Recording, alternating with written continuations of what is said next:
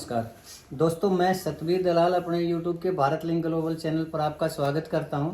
दोस्तों, आज हमारे साथ जो शख्सियत है वो गुड़गांव की बहुत जानी मानी शख्सियत है। उद्योगपति हैं, समाज सेवी हैं, बीजेपी के एक समर्पित कार्यकर्ता हैं और कई पदों के ऊपर काम भी कर चुके हैं, यानी एक डेडिकेटेड कार्यकर्ता हैं। वैसे खाली दरी बिछाने वालों में से नहीं है और हमेशा ही समाज के बीच में रहने वाले हैं। ये श्री सतीश गुप्ता जी। सतीश गुप्ता जी ने आज हमारे को टाइम दिया, इसके लिए हम इनका बहुत बहुत धन्यवाद करते हैं और अपने चैनल भारत लिंक ग्लोबल पर सतीश गुप्ता जी का स्वागत करते हैं। गुप्ता जी, आपका हमारे चैनल पर बहुत बहुत स्वागत है सर। भाई साहब, भारत ग्लोबल की पूरी टीम को बहुत बहुत नमस्कार एंड धन्यवाद कि आप हमारे यहाँ पधारे हैं और एक इस अदने से कार्यकर्ता को आपने टाइम दिया है। बहुत बहुत धन्यवाद, पूरी टीम का बहुत बहुत शुक्रिया सर आपका। अच्छा गुप्ता जी, आप चुनाव लड़ रहे हैं क्या? हाँ जी, मैं बिल्कुल वार्ड 10 से पार्षद उम्मीदवार वार्ड 10 से। हाँ। एक बार बताइए, आप उद्योगपति हैं, फैक्ट्री हैं और भी कई काम है, लघु उद्योग एसोसिएशन के भी आप वो रहे हैं, सह संयोजक रहे हैं बीजेपी के, तो फिर आपको चुनाव लड़ने की क्यों जरूरत पड़ेगी? देखियो, मेरा शुरू से ही थोड़ा सा राजनीति में रुझान रहा है, समाज सेवा में रुझान रहा है। ठीक है। मैं कॉलेज के टाइम में भी हिंदू संघ छात्र संघ का प्रधान रहा हूँ। Very good. यहाँ भी मैं अभी रिसेंटली RWA प्रधान पद पे काबिज हूँ। अच्छा, सेक्टर 10 में। हाँ, बहुत बढ़िया। प्रदेश का पूरा सह संयोजक हूँ लघु प्रकोष्ठ का, भारतीय जनता पार्टी का। जी। तो एक समर्पित कार्यकर्ता होने के नाते और समाज वैश्य परिवार से भी तो जुड़े हुए हैं ना? हाँ, मैं वैश्य परिवार वेलफेयर एसोसिएशन का उप प्रधान हूँ। उप प्रधान, बहुत बढ़िया। हाँ, ठीक है। तो इतनी समाज सेवा काफी नहीं है कि वैश्य संस्था से आप जुड़े हुए हैं, RWA के प्रधान आप हैं, भाजपा के लघु प्रकोष्ठ के सह संयोजक आप हैं, तो इतना कुछ होने के बाद फिर भी चुनाव क्यों? चुनाव को बेसिकली कुछ चीजें अधिकार से मिलती हैं, पद से मिलती हैं, लोगों की जो समाज सेवा हम कर रहे हैं, जहाँ जहाँ हमारे को कमी नजर आ रही है, तो इस पद को लेके हम उस कमी को भी पूरा कर सकते हैं, लोगों की सेवाएं अच्छे तरीके से कर सकते हैं। अच्छा, मतलब ये है कि प्रशासन के सामने आवाज उठा सकते हैं, आवाज उठाने का, बिल्कुल उनकी समस्याओं का समाधान करना चाहते हैं। समस्याएं क्या क्या है आपके वार्ड में? हमारे वार्ड में बेसिकली देखो, वैसे तो पिछले 10 सालों में भारतीय जनता पार्टी ने बड़ा अच्छा काम किया है और कुछ कमियां रही हैं। तो हमारे जो पूर्व जो रहे हैं नेता रहे हैं, उनको शायद रखने में कहीं ना कहीं कमी हुई है। जैसे हमारे वार्ड में जो पूर्व नेता हैं आपके बीजेपी के, वो कहने का मतलब ये है कि उन्होंने लोगों के काम नहीं किए, वो एक तरह से निकम्मे आदमी थे। उन्होंने लोगों के बहुत काम किए हैं। मैं बिल्कुल ऐसा नहीं कहूंगा निकम्मे लोग थे, पर हर आदमी में कुछ ना कुछ कमी होती है। अच्छा सर, उन्होंने काम किए हैं, शायद इसीलिए गुड़गांव के अंदर पानी की निकासी नहीं है, गुड़गांव के सीवर भरे पड़े हैं, गुड़गांव में जगह जगह गंदगी के ढेर लगे हुए हैं और आपने भी शायद एक जगह गंदगी के ढेर को उठाने के लिए हड़ताल करनी पड़ी थी, तब जबकि आप बीजेपी के अंदर कार्यकर्ता थे, आप उसके पदाधिकारी थे, तब भी इतना बुरा हाल था कि खुद आपको धरने प्रदर्शन के ऊपर बैठना पड़ा। क्या ये सच नहीं है? ये बिल्कुल एक दौर था। मैं आपको कहूंगा उस 2-3 महीने में जो प्रशासन था, जो अफसरशाही थी, वो हावी हो गई थी, वो हमारी पहुंच से बाहर हो गई थी। उस टाइम हमने 3 महीने धरने में भी बैठना पड़ा था और समस्याओं को भी लेके दूर भागना पड़ा था। बीजेपी के कार्यकर्ताओं को इस धरने पे बैठना पड़ा और प्रशासन उसकी सुन नहीं रहा है, तो फिर प्रशासन इतना मजबूत था या सरकारी पंगु थी? नहीं, बिल्कुल प्रशासन ने अफसरशाही थोड़ी सी हैवी हो गई थी। ये कहने की मैं तो कहूंगा कि दूसरी पार्टियों का षड्यंत्र था। भाई उनके लगाए हुए अफसर थे, वो आके बैठ गया। बीजेपी के कार्यकर्ता का काम ही नहीं करना, पर वो कुछ टाइम रहा था। शायद इसीलिए राव नरवीर जी को ये कहना पड़ा था कि पिछले जो भी वो है सुधर जाओ, मन बेरा है किस नेता के बकाए हुए और मैं पुंजड़ पादरी कर दूंगा। बिल्कुल बिल्कुल बिल्कुल, राव नरवीर साहब ने बिल्कुल सही बात कही थी और सीधे हो भी गए हैं। सीधे हो गए, बिल्कुल। राव नरवीर की धमकी से। राव नरवीर जी हैं, नायब सिंह सैनी साहब हैं, हमारे इतने कर्मठ नेता हैं, 24 घंटे काम पे लगे रहते हैं, तो अफसरों ने सीधा होना ही था। खट्टर साहब काम करते थे पर उनके पास जिम्मेवारियां भी ज्यादा थी, थोड़ा सा कहीं ना कहीं प्रशासन पे बूढ़े हो गए थे, कंधे कमजोर हो गए थे, जिम्मेदारी बिल्कुल कमजोर नहीं थे। खट्टर साहब ने जो रखे हैं यहाँ पे। वार्ड तक रहते हैं हम, कोई बात नहीं, उसको जाने दीजिए।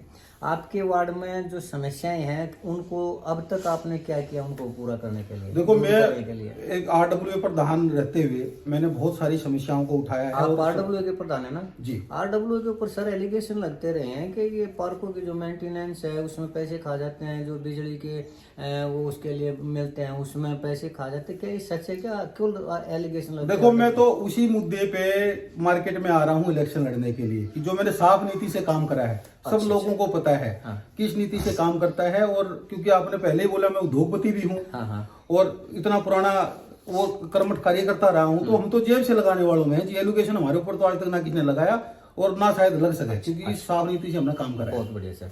आप बीजेपी के पदाधिकारी हैं, बीजेपी के समर्पित कार्यकर्ता, तो क्या इस वार्ड 10 के चुनाव के लिए पार्टी आपको सिंबल देगी? बिल्कुल पार्टी मेरे को सिंबल देगी, क्योंकि पार्टी का जो रुझान है पिछले इलेक्शनों से आप देखो तो साफ नीति, जो छवि, सारे समीकरण देखे जाते हैं और सब कुछ हमारे साथ है। हम जनता से जुड़े हुए हैं। अच्छा, हम बीजेपी समर्पित कार्यकर्ता है। साफ नीति है बीजेपी की, आप ये कह रहे हैं?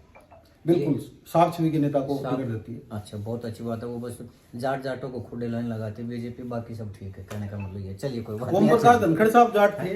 हाँ, तभी तो शायद वो जहाँ से वो चुनाव लड़ना चाह रहे थे वहां से टिकट नहीं मिली। खैर चलिए कोई बात नहीं। तो सर आप ये कह रहे हैं कि आपको सिंबल मिलेगा, तो सिंबल दूसरे लोग, मैं और नेताओं से मिला हूँ जो वार्ड 10 से ही चुनाव लड़ना चाह रहे हैं, उनसे भी मिला, वो कह रहे हैं सिंबल हमें मिलेगा, आप कह रहे हैं सिंबल आपको मिलेगा। तो किसको मिलेगा सिंबल? देखो, ये पार्टी का काम है सिंबल देना, और पार्टी जब टिकट देगी तो सारे चीजों को चेक करके देगी, कैसी नीति है, उम्मीदवार का कितनी पकड़ है, अपने कल्याण समाज के लिए क्या किया है, ये क्या कर रहा है, कितनी अच्छी स्वीकारकता है, कितना मिलनसार है, पार्टी के लिए क्या किया है, वो सारी चीजों को ध्यान में रखते हुए अपने को, मेरे को ऐसा लगता है कि मेरी लाइन दूसरे जो उम्मीदवार हैं उनसे बड़ी है, इसलिए मैं बोल रहा हूँ कि मेरे को सिंबल मिलेगा, मिलने की संभावना है आपको। चलिए सर, अगर आपको सिंबल नहीं मिला तो चुनाव लड़ेंगे आप? देखो, मैं पार्टी का एक निष्ठावान समर्पित कार्यकर्ता हूँ। जैसे पार्टी मेरे को आदेश करेगी मैं वैसा ही करूंगा। पार्टी के आदेश से बाहर बिल्कुल नहीं जाऊंगा, और मैं तो कहूंगा कि नहीं मिलने का तो मतलब ही नहीं है, पार्टी को टिकट ही मेरे को देगी। ठीक है, कल्पना कर रहे हैं कि अगर आपको सिंबल नहीं मिला तो भी चुनाव लड़ेंगे आजाद उम्मीदवार, या नहीं लड़ेंगे? मैंने बताया, मैं पार्टी का समर्पित कार्यकर्ता हूँ, पार्टी का निष्ठावान कार्यकर्ता हूँ, पार्टी के डिसिप्लिन से कहीं भी बाहर नहीं जाऊंगा। कहने का मतलब ये है कि आजाद उम्मीदवार नहीं लड़ेंगे आप। चलिए कोई बात नहीं। अगर आपको सिंबल मिल गया और आप चुनाव जीत गए तो अगला कौन सा चुनाव लड़ेंगे? अगला फिर पार्षद रिपीट करेंगे या किसी नए भाई को मौका देंगे। देखो, बेसिकली आदमी अपनी प्रोग्रेस चाहता है, तो आप भी तो चाहते होंगे ना आपकी प्रोग्रेस हो। तो इससे मेयर के बाद एमएलए के बाद एमपी का बहुत लाइन खुली हुई है। जरूरी नहीं है कि एमएलए और एमपी बनने से ही प्रोग्रेस हो, पार्टी के संगठन में जाके भी सेवा हो सकती है पार्टी की। हम संगठन में घुसेंगे। आप मतलब चेयरमैन वगैरह के इस तरह के, कहने का तात्पर्य किसी निगम के, किसी मैं बेसिकली संगठन की बात कर रहा हूँ, मैं पद की बात नहीं कर रहा। अच्छा, हो सकता है बीजेपी के हरियाणा के अध्यक्ष बन जाए, अब ये कहने का तात्पर्य है? हरियाणा के अध्यक्ष है तो दलाल साहब पहले बहुत सारी चीजें हैं। आपको मंडल अध्यक्ष बनना है, मंडल महामंत्री बनना है, बीजेपी में महामंत्री जिले में बनना है, प्रदेश में बनना है। चलिए आप ये बताइए, मान लो आपको सिंबल मिल गया तो वो जो वोट होंगे वो सतीश गुप्ता के होंगे या बीजेपी के होंगे? वो दोनों के होंगे, सोने पे सुहागा होगा, मेरे काम बीजेपी का नाम। अरे वाह दोनों के वोट होंगे। अच्छा, मान लीजिए आप चुनाव नहीं जीत पाए, चुनाव हार गए, तो क्या अगला चुनाव फिर भी लड़ेंगे?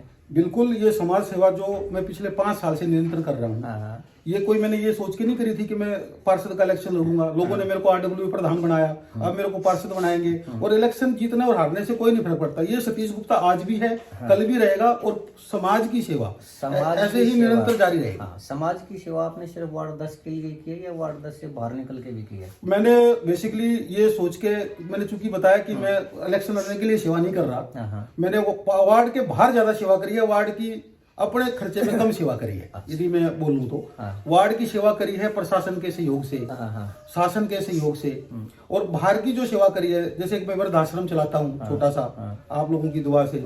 मैं एक रोटी परिवार जो गोरधनजी में है उसका मैं एक सक्रिय सदस्य हूँ। मैं वेलफेयर एसोसिएशन है हमारी, वैसे वेलफेयर एसोसिएशन, ये हर साल गरीबों को कंबल बांटना, खाना खिलाना, बहुत सारे काम करते हैं। वगैरह होते हैं वो आप अपनी जेब से करते हैं या संस्था की? बिल्कुल हमारी जेब से नहीं होते जी। इसमें जितने भी वैसे परिवार में सहयोगी लोग होते हैं, अच्छा, सब अपने हिसाब से अपनी, अच्छा मतलब पैसे उनके आहुति दे देते हैं। पैसे उनके नाम आपको? नहीं, उन पैसे देने वालों में हम भी हैं, दूसरे भाई भी हैं, सब हैं। ऐसा नहीं है कि खाली हम बांटने वाले हैं। अच्छा, चलिए बहुत अच्छा। आपको लगता है कि आप चुनाव जीत जाएंगे तो जिन समस्याओं का समाधान, जैसे सीवर का है, पानी निकासी का है, रोड का है, बिजली का, वो आज तक नहीं हो पाई, वो आप कर देंगे?